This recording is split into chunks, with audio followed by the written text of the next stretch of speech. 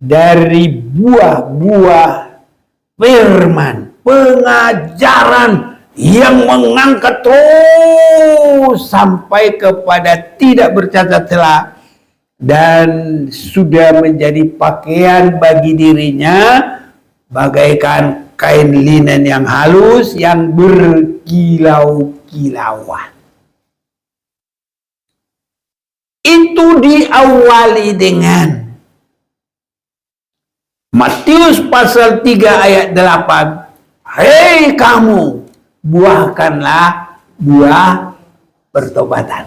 Ini pertamanya dari situ, saudaraku. Jadi buah pertobatan. Boleh baca? Biar Matius 3 ayat yang ke-8. Ya. Firman Tuhan.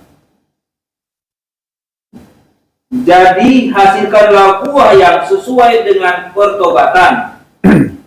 Ya. Jadi dari firman Tuhan ini awalnya di situ. Jadi hasilkanlah buah dari pertobatan. Haleluya, saudaraku.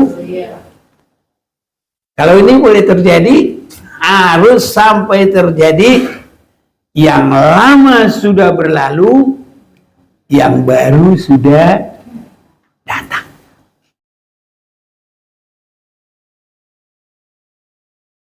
Kita bersyukur kepada Tuhan dalam kesempatan yang Tuhan berikan bagi kita. Malam hari ini kita berada dalam persekutuan memuji Tuhan dan mendengarkan firman-Nya. Ini sangat baik, sangat tepat pekerjaan yang kita kerjakan di akhir zaman ini. Saya mau mengajak kita membaca Yohanes pasal 4 ayat 36. Sekarang juga penuai telah menerima upahnya dan ia mengumpulkan buah untuk hidup yang kekal, sehingga penabur dan penuai sama-sama bersukacita bersama. Kita akan membaca 1, 2, 3. Sekarang juga penuai telah menerima upahnya dan ia mengumpulkan buah untuk hidup yang kekal, sehingga penabur dan penuai sama-sama bersukacita. Sekali lagi, sekarang juga penuai telah menerima upahnya dan ia mengumpulkan buah untuk hidup yang kekal, sehingga penabur dan penuai sama-sama bersukacita. Senang, saudaraku, kalau kita semakin bisa membaca firman Tuhan dan sangat mendalami, bahkan untuk benar-benar menghayati, sehingga kita berada di dalam firman itu.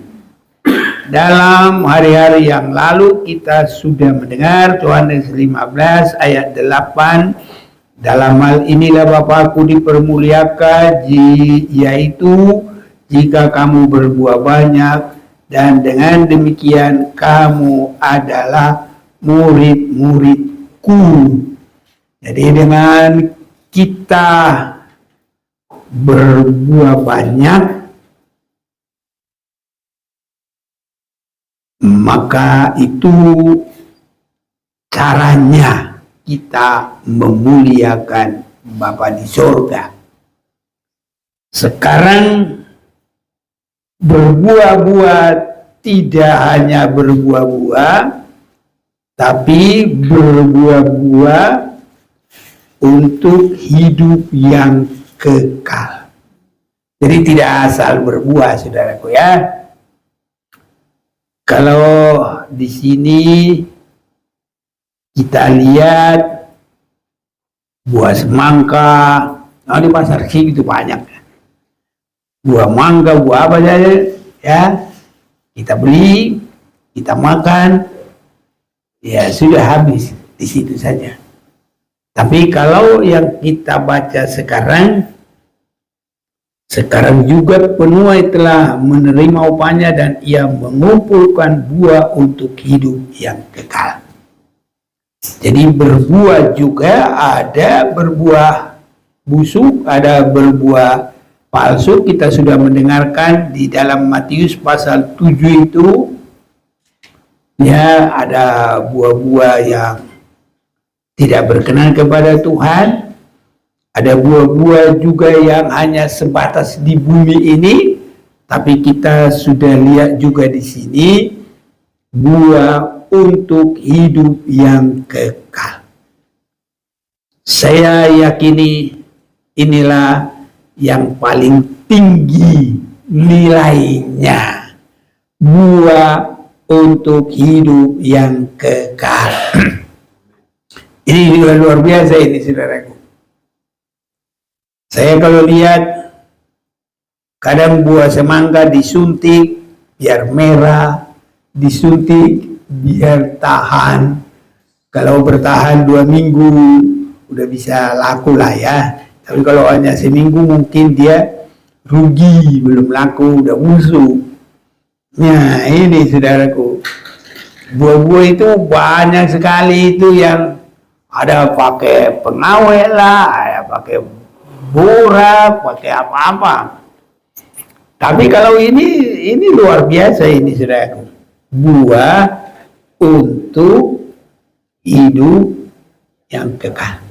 Sekarang juga penuai telah menerima upahnya dan ia mengumpulkan buah untuk hidup yang kekal. Jadi saya yakin inilah buah paling top.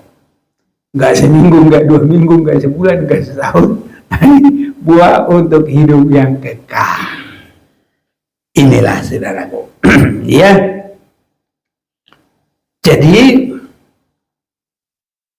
apakah buah untuk hidup yang kekal ini? Kalau dulu ada buah di Taman Eden, saudara-saudaraku, itu ditanam di taman itu. Tapi kalau untuk buah yang kekal ini, tanamannya bukan lagi di Taman Eden, tapi di dalam hidup manusia. Dan hidup manusia itu disebut bagaikan tanah dengan tipe dari tanah itu ada 4 macam. Tanah yang baik, tanah di pinggir jalan, tanah yang berbatu-batu, dan tanah yang penuh dengan semak duri. Inilah saudara-saudaraku. Dan tanah itu adalah menunjuk hidup manusia. Dan benih itu kalau kita baca di dalam Markus pasal yang keempat, benih itu adalah firman Tuhan itu sendiri. Dalam Markus pasal yang keempat, perikop di situ yang pertama, seorang ataupun perumpamaan tentang seorang penabur. Ini saudara-saudaraku, saya pendek. Ayat 3, dengarlah, adalah seorang penabur keluar untuk menabur. Pada waktu yang menabur, sebagian benih itu jatuh di pinggir jalan. Lalu datanglah burung dan memakannya sampai habis. Sebagian jatuh di tanah yang berbatu-batu, yang tidak banyak tanahnya, lalu benih itu pun segera tumbuh karena tanahnya tipis. Tapi sesudah matahari terbit, layulah ia dan menjadi kering karena tidak berakar. Sebagian lagi jatuh di tengah semak duri, lalu makin besarlah semak itu dan menghimpitnya sampai mati, sehingga ia tidak berbuah. Dan sebagian jatuh di tanah yang baik, ia tumbuh dengan suburnya dan berbuah hasilnya ada yang 30 kali lipat, ada yang 60 kali lipat, ada yang 100 kali lipat. Siap. Dan katanya, siapa mempunyai telinga untuk mendengar, hendaklah ia mendengar. Jadi kita kalau murid yang baik, ini pendengaran harus baik kepada firman Tuhan. Orang kadang senangnya pendengaran itu YouTube ya kocak. Kalau TV One cerita-cerita India. Nah, ini saudara-saudara ya. Jadi kita harus telinga yang mendengar itu terhadap firman Tuhan.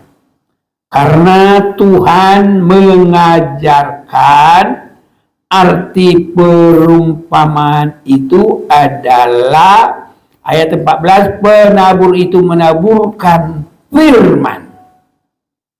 Nah ini, jadi penabur itu menaburkan firman. Jadi benih itu adalah firman. Saya bersyukur saudara datang sekarang ini pasti karena firman Tuhan. Kita kan nggak bikin makan minum. Nggak ada, saudaraku ya. Nggak ada yang lain-lain. Hanya karena firman Tuhan.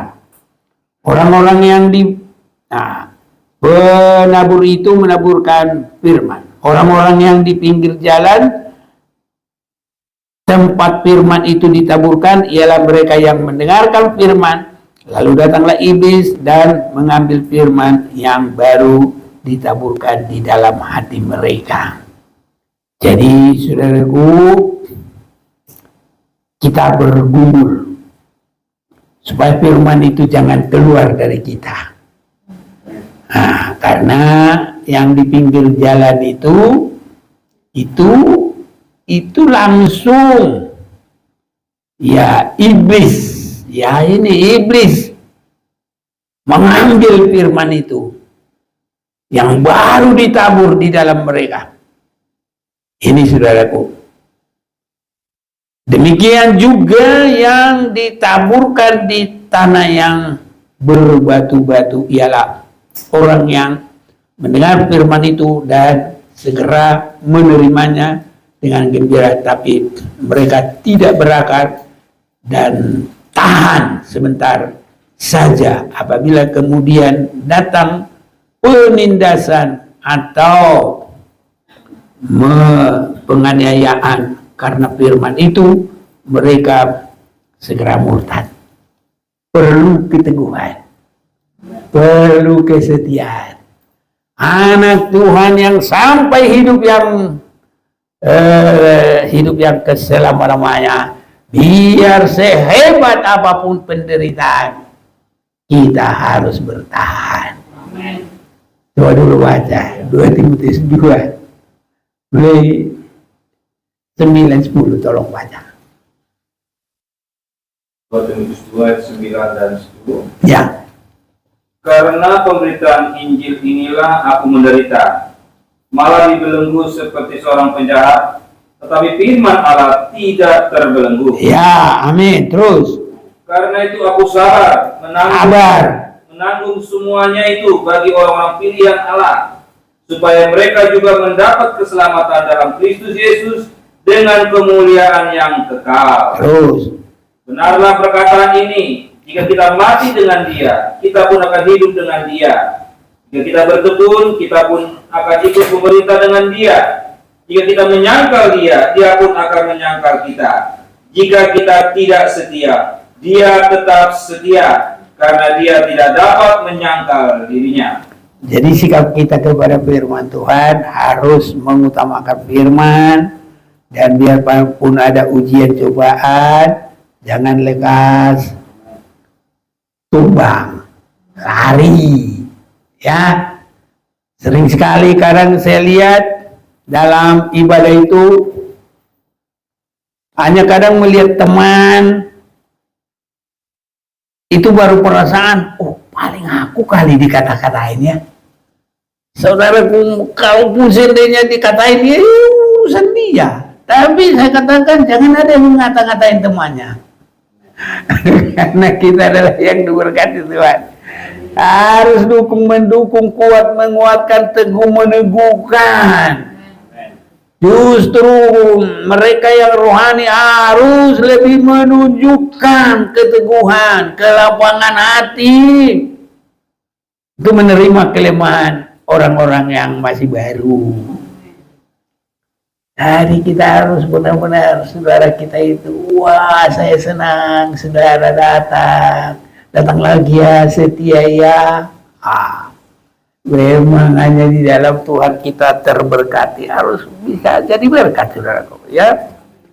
Bila perlu kita akan membawa jiwa-jiwa juga dari luar. Apalagi kalau sudah datang, jangan sampai seperti ikan yang keluar dari jala yang robek. Iya, harus teguh saudaraku. Ya, ini. Jadi itulah sikap kita yang terberkati itu. Harus ada keteguhan. Baru ayat 18 dan yang lain ialah yang ditaburkan di tengah semak duri itu, bila mendengarkan firman itu, lalu kekhawatiran dunia ini dan tipu daya kekayaan dan keinginan-keinginan akan hal lain masuklah menghimpit firman itu sehingga tidak berbuah. Jadi saudaraku harus semakin berani, semakin teguh cari kerajaan surga dengan kebenarannya. Tuhan pasti semakin memberkati. Jangan kita yang memikirkan berkat, Tuhan yang memikirkan berkat supaya mencari kita. Karena apa? Gampang sekali. Harus yakin.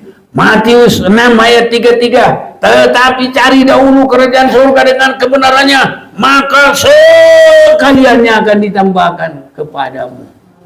Ini bukan cuma kata-kata manis, saudaraku, tapi itu kata Tuhan. Ya dan amin. Bukan Tuhan yang bohong. Kadang-kadang kita yang kurang bertahan, kurang setia. Iya, ini saudaraku.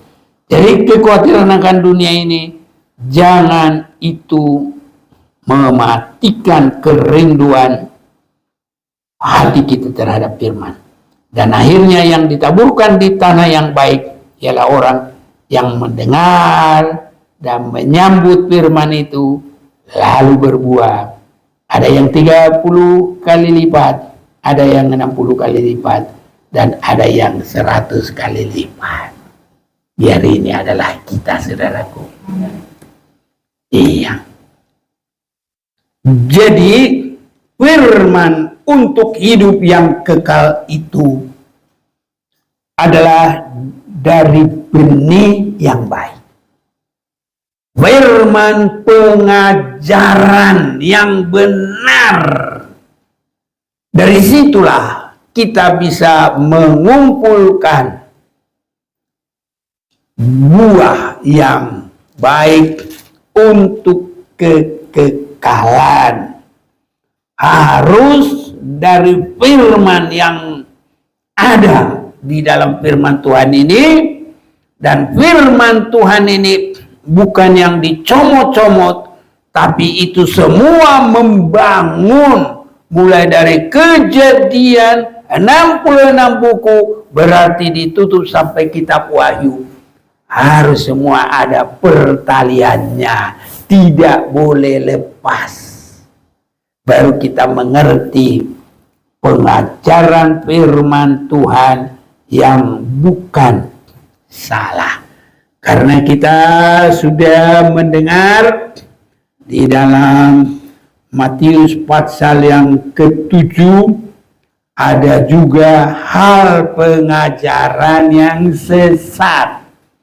Kita sudah baca itu di dalam Matius pasal 7, di atas perikop ayat 15, hal pengajaran yang sesat. Jadi kalau pohon yang baik menghasilkan buah yang baik. Ini ayat 17 saya baca. Saya pendek-pendek saja karena ini kan hanya mengulang ini. Sedang pohon yang tidak baik menghasilkan buah yang tidak baik. Tidak mungkin pohon yang baik itu menghasilkan buah yang tidak baik. Ataupun pohon yang baik. Dan setiap pohon yang tidak menghasilkan buah baik pasti ditebang dan dibuang ke dalam api. Jadi dari buahnya lah kamu akan mengenal mereka. Ini.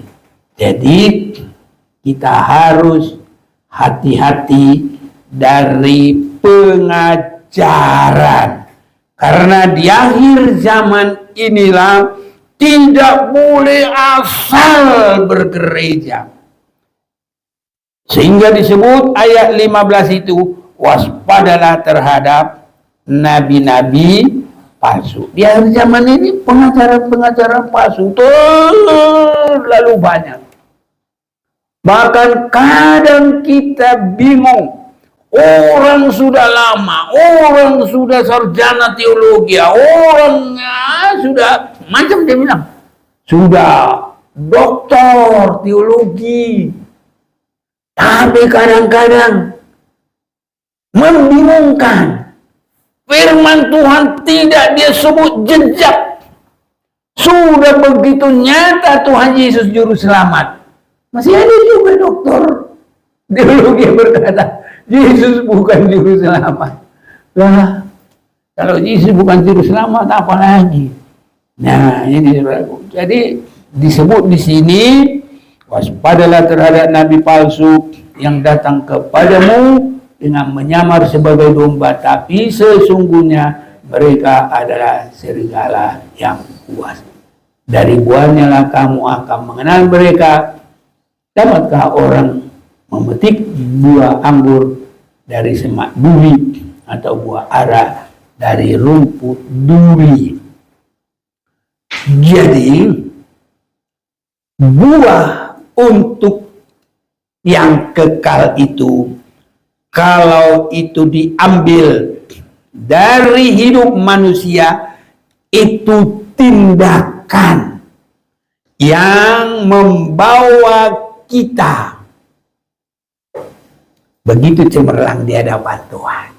Itulah buah kita, sehingga disebut kerohanian yang dewasa, yang tidak bercacat celah, yang bagaikan berpakaian pakaian linen halus.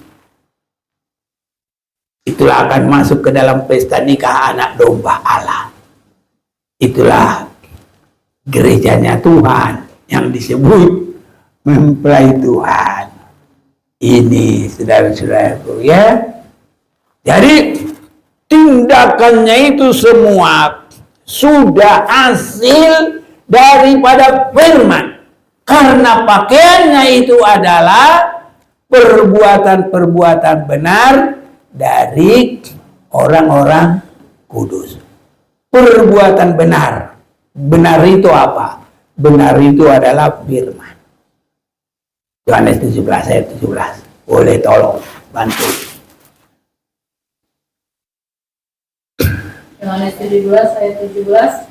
Kuduskanlah mereka dalam kebenaran, firman-Mu adalah kebenaran. Iya, firman itu adalah kebenaran. Kalau Wahyu pasal yang ke-19, biar sekaligus. Mulai ayat 7, ayo.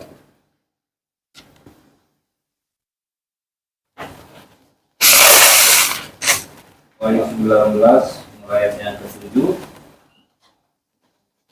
Marilah kita bersukacita dan bersorak-sorai dan memuliakan Dia, karena hari perkawinan anak domba telah tiba, dan pengantinnya telah siap sedia.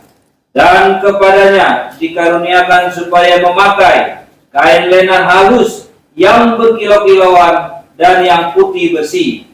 Lenan halus itu adalah perbuatan-perbuatan yang benar dari orang-orang kudus. Lalu Ia berkata kepadaku, tuliskanlah, Berbahagialah mereka yang diundang ke perjamuan malam kawin anak domba. Katanya lagi kepadaku, perkataan ini adalah benar, perkataan-perkataan dari Allah. Amin. Inilah saudara-saudaraku ya, dari buah-buah firman, pengajaran yang mengangkat terus sampai kepada tidak bercacat celah dan sudah menjadi pakaian bagi dirinya bagaikan kain linen yang halus yang berkilau-kilauan. Itu diawali dengan Matius pasal 3 ayat 8. Hei kamu, buahkanlah buah pertobatan. Ini pertamanya dari situ, saudaraku. Jadi buah pertobatan. Boleh baca? Biar Matius 3 ayat yang ke-8. Ya. Firman Tuhan. Jadi hasilkanlah buah yang sesuai dengan pertobatan. Ya. Jadi dari firman Tuhan ini awalnya di situ. Jadi hasilkanlah buah dari pertobatan. Haleluya, saudaraku. Kalau ini boleh terjadi, harus sampai terjadi. Yang lama sudah berlalu, yang baru sudah datang. Saya kalau semakin melihat firman Tuhan ini, saya hanya berserah, Tuhan, tolonglah. Kalau bukan Tuhan yang menolong, mustahillah kami bisa. Tapi kalau Tuhan yang menolong, maka pasti kami bisa. Mempelai Tuhan itu disebut itu bagaikan pohon yang berbuah-buah yang sangat manis. Tadi kita sudah lihat ya dari buah pertobatan. Ini saudara-saudaraku, saya melihat juga di dalam 1 Yohanes pasal yang ke-5 ini,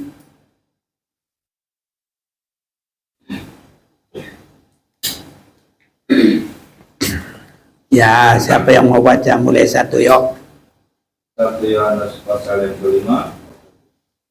Iman mengalahkan dunia. Setiap orang yang percaya bahwa Yesus adalah Kristus, lahir dari Allah, dan setiap orang yang mengasihi Dia yang melahirkan, mengasihi juga Dia yang lahir daripadanya. Inilah tandanya bahwa kita mengasihi anak-anak Allah, yaitu apabila kita mengasihi Allah serta melakukan perintah-perintahnya. Sebab inilah kasih kepada Allah, yaitu bahwa kita menuruti perintah-perintahnya. Perintah-perintahnya itu tidak berat. Terus. Sebab semua yang lahir dari Allah mengalahkan dunia. Dan inilah kemenangan yang mengalahkan dunia, iman kita. Siapakah yang mengalahkan dunia selain daripada Dia yang percaya bahwa Yesus adalah anak Allah. Yang terus. Inilah Dia yang telah datang dengan air dan darah, Yesus Kristus. Bukan saja dengan air, tetapi dengan air dan dengan darah. Dan Rohlah yang memberi kesaksian, karena Roh adalah kebenaran. Sebab ada 3 yang memberi kesaksian di dalam surga, Bapa, Firman, dan Roh Kudus. Dan ketiganya adalah satu. Dan ada 3 yang memberi kesaksian di bumi, Roh, dan air, dan darah. Dan ketiganya adalah satu. Kita menerima kesaksian manusia, tetapi kesaksian Allah lebih kuat. Sebab demikianlah kesaksian yang diberikan Allah tentang anaknya. Barang siapa percaya kepada anak Allah, ia mempunyai kesaksian itu di dalam dirinya. Barang siapa tidak percaya kepada Allah, ia membuat dia menjadi pendusta, karena ia tidak percaya akan kesaksian yang diberikan Allah tentang anaknya. Nah, udah ayat berapa itu? Lanjut aja biar cepat. 18. Ayat 18, kita tahu bahwa setiap orang yang lahir dari Allah tidak berbuat dosa, tetapi dia yang lahir dari Allah melindunginya, dan si jahat tidak dapat menjamahnya. Ini saudara-saudaraku, kita harus yakin dan bergumul sampai ini boleh terjadi bagi kita. Jelas sekali. Inilah saudaraku bagian dari buah yang kekal itu. Dimulai tadi buah pertobatan sampai buah-buah yang memuliakan Tuhan yang sangat banyak, sampai buah yang akan menjadikan kita masuk dalam pesta nikah anak domba Allah dan menjadikan kita bersama dengan Tuhan. Kita tahu bahwa setiap orang yang lahir dari Allah tidak berbuat dosa. Saudara yakin ini bisa terjadi? Ya, tinggal kita bergumul ya. Supaya harus jadi pengalaman pribadi-pribadi. Inilah saudaraku buah yang boleh membawa kita sampai hidup yang kekal. Saya memperhatikan sewaktu sorga itu, padahal itu begitu ada kekudusan, tapi ada noda di sana. Siapa tahu ada noda di sorga? Dosanya Lucifer. Ini saudaraku, itu Tuhan tidak akan kekal lagi di situ nanti. Kalau kita lihat dari pembukaan firman Tuhan, nanti Tuhan tinggalkan itu sorga. Nah ini. Tapi kalau enggak benar-benar mengikuti dengan teliti, mereka tidak akan mendapatkannya. Tapi kalau kita teliti, maka kita akan mengerti. Coba kita teliti ya, Wahyu 21. Langit yang baru dan bumi yang baru. Ayat 1. Lalu aku melihat langit yang baru dan bumi yang baru, sebab langit yang pertama dan bumi yang pertama telah berlalu, dan laut pun tidak ada lagi. Dan aku melihat kota yang kudus, Yerusalem yang baru, turun dari sorga. Jadi Yerusalem baru itu dari mana? Iya. Kalau IKN dari mana? Dikerjakan oleh presiden kita ya. Ya, dia kerja ke sana. Tapi kalau Yerusalem baru itu turun dari sorga, dari Allah yang berhias bagaikan pengantin perempuan yang berdandan untuk suaminya. Lalu aku mendengar suara yang nyaring dari tahta itu berkata, lihatlah kemah Allah ada di tengah-tengah manusia, dan ia akan diam bersama-sama dengan mereka. Mereka akan menjadi umatnya, dan ia akan menjadi Allah mereka. Jadi Tuhan nanti terakhirnya ada di mana? Di sorga, tapi di Yerusalem baru. Disitulah Tuhan dengan umatnya. Haleluya. Kenapa harus begitu? Itu karena pernah sudah dikotori oleh dosa. Itu sebabnya Allah itu ya 24 tua-tua itu mereka berkata, kudus, kuduslah Allah. Sampai bekas-bekas dosa itu nggak boleh. Dia nggak mau tinggal di situ. Makanya surga itu ditinggal. Jadi kadang-kala saudaraku, orang biarpun pendeta kadang-kadang sering keceplosan. Pada akhir sekali nanti manusia kemana? Pasti dia bilang ke rumah Bapa. Di mana? Di surga.